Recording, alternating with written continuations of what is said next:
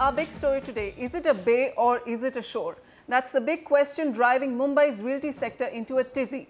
The government recently classified Mahim coast as a bay, giving developers a chance to escape restrictive norms for coastal regulatory zones and begin development. On the other hand, the move is being bitterly criticized by urban planners and environmental experts who say Mumbai will lose its seafront. Nikhil Sivadas joins us with more on that. For years, Mumbai's coastline has been kept free of development thanks to stringent coastal regulation zone norms, preventing construction within 500 meters of the high tide line. But that may not be the case any longer. The State Coastal Authority, the MCZMA, redesignated Mahim Shore as a bay earlier this year, a move that has far-reaching consequences for development in the area. By reclassifying that area as a bay, they have reduced the distance to the shoreline that is required for any development by about 400 meters, right? That would almost double the development potential of that area.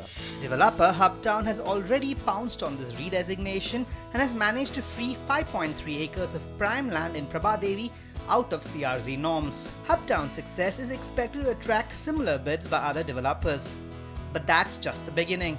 This redesignation is expected to act as a precedent and might be applied to other areas such as Chowpatty, Cuff Parade, Churchgate and parts of Malad West. Industry sources tell NDTV that more than 30 builders will benefit if this happens.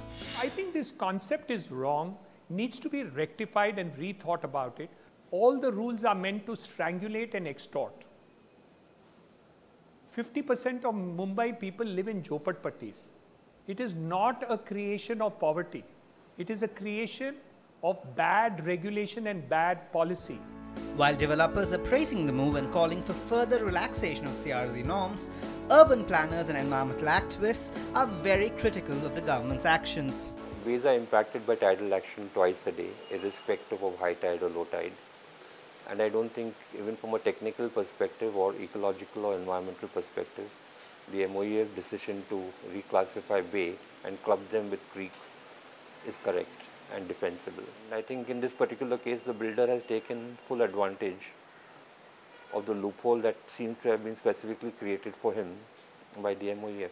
Developers maintain the move will lead to more land supply, enabling more affordable housing projects. However, considering that this is prime beachfront property, industry experts say that the land will be used for luxury projects. Most of these shoreline areas are great locations for high-end residential. It will increase the ability of development to be done for high-end residential around that shoreline area, for sure. Urban planners and activists are now calling for the government to reconsider this change in policy. Both the builders and activists have a valid point of view.